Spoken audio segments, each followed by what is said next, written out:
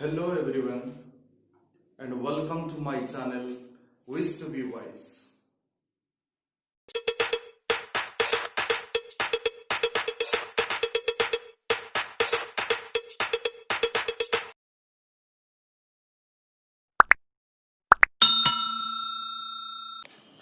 Hello students, how are you all? And welcome back to the next class. Yesterday we have discussed about people and their representative. So I hope you understood well, and now we are going to discuss about the role of the parliament, right? The role of the parliament, that we are going to discuss about it. Right, parliament. So you know that parliament, where the parliament is situated in our India.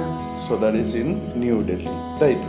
So parliament, what is the parliament? Parliament is consists about president, Rajya Sabha and Lok Sabha, right?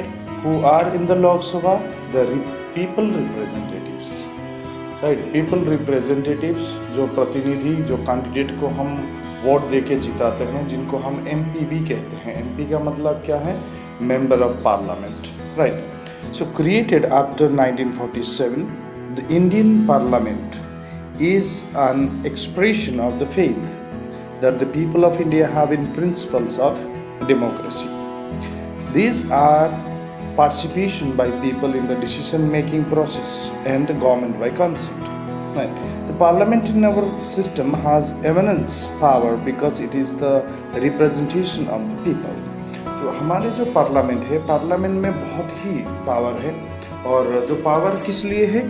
क्योंकि वो people, दो citizens of India are selecting and electing a person as a representative because of that. So all the members of elected candidates or elected people, so they are in the parliament. That's what parliament is, having the eminence power, और बहुत power उनके पास होते हैं. ये भी इसी तरह से इलेक्शन होता है, पार्लियामेंट की इलेक्शन भी, जैसे कि हमारे लेजिस्लेचर और जो विधानसभा और स्टेट के अंदर जिस तरह से इलेक्शन होता है, सो पार्लियामेंट के लिए भी उसी तरह से इलेक्शन होता है. और जो लोकसभा इलेक्शन होती है वो वंस एवरी 5 years, 5 साल में एक बार इलेक्शन होता है लोकसभा के लिए, राइट? सो वो कैसे करते हैं? Country is divided into numbers or numerous constituencies, right? जो एक स्टेट को डिवाइड किया जाता है डिफरेंट कॉन्स्टिट्यूएंसीज. कॉन्स्टिट्यूएंसीज का मतलब होता है निर्वाचन क्षेत्र, राइट? जैसे एक डिस्ट्रिक्ट को बहुत सारे ब्लॉक में डिवाइड किया जाता है, लेकिन इलेक्शन के दौरान उसे हम निर्वाचन क्षेत्र बनाते हैं, और एक निर्वाचन क्षेत्र से, एक कॉन्स्टिट्यूएंसी से एक डिफरेंट पॉलिटिकल पार्टी से कैंडिडेट खड़े होते हैं एज ए कैंडिडेट, राइट? सो एक प्रत्याशी खड़े होते हैं और वो उनको हम कैंडिडेट कहते हैं, और वो इलेक्शन में कॉन्टेस्ट करते हैं. और एक डिफरेंट पॉलिटिकल पार्टीज कौन कौन सी होती हैं देखते हैं. जैसे यहाँ पे आप स्क्रीन पे देख रहे हो, एक होता है भारतीय जनता पार्टी जिसको हम बीजेपी कहते हैं, और भी होते हैं कम्युनिस्ट पार्टी ऑफ इंडिया जिसको CPI, communist party of India Marxist होते हैं, इंडियन कांग्रेस होते हैं, इंडियन नेशनल कांग्रेस होता है, जनता पार्टी होता है, आम आदमी पार्टी होते हैं, राइट? सो इस तरह से बहुत सारे different types of party, her state में अपनी ओन पार्टी होते हैं. कुछ नेशनल पार्टी होते हैं और कुछ स्टेट पार्टीज भी होते हैं. सो ये जितने भी पार्टीज हैं, इन पार्टी में से एक एक कैंडिडेट को एक एक निर्वाचन क्षेत्र से कैंडिडेट बनाया जाता है, और उनमें से जो ज़्यादा वोट जिनको मिलता है वो विजेता घोषित किया जाता है, और वो एक मेंबर ऑफ पार्लियामेंट बन जाते हैं, right? So to select the national government, ये देखते हैं. The parliament in India consist of the president, the Rajya Sabha and Lok Sabha. After the Lok Sabha elections, a list is prepared showing how many MPs belong to each political parties.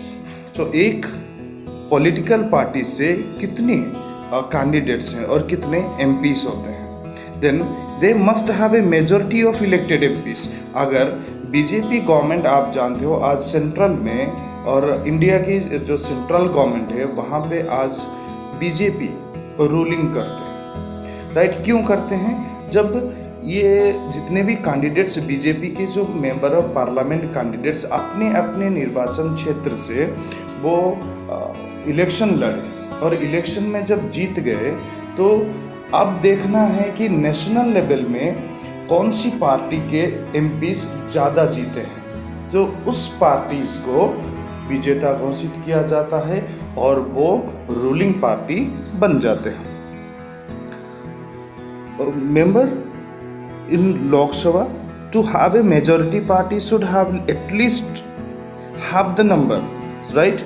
How many members are there? 543 members are totally, right?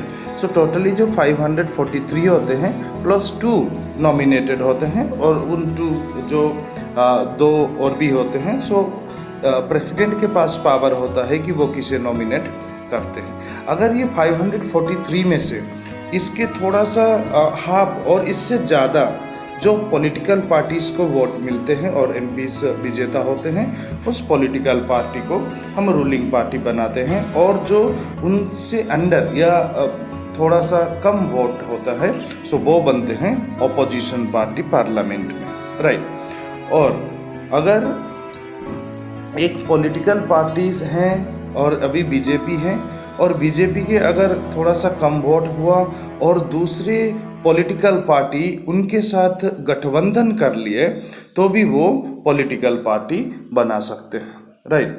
तो ये है अभी तक के लिए, और लेंदी हो जाएगा बहुत वीडियो, इसीलिए मैं यहाँ तक ही पढ़ा रहा हूँ। फिर कल फिर कंटिन्यू करेंगे। Till then goodbye, have a nice day.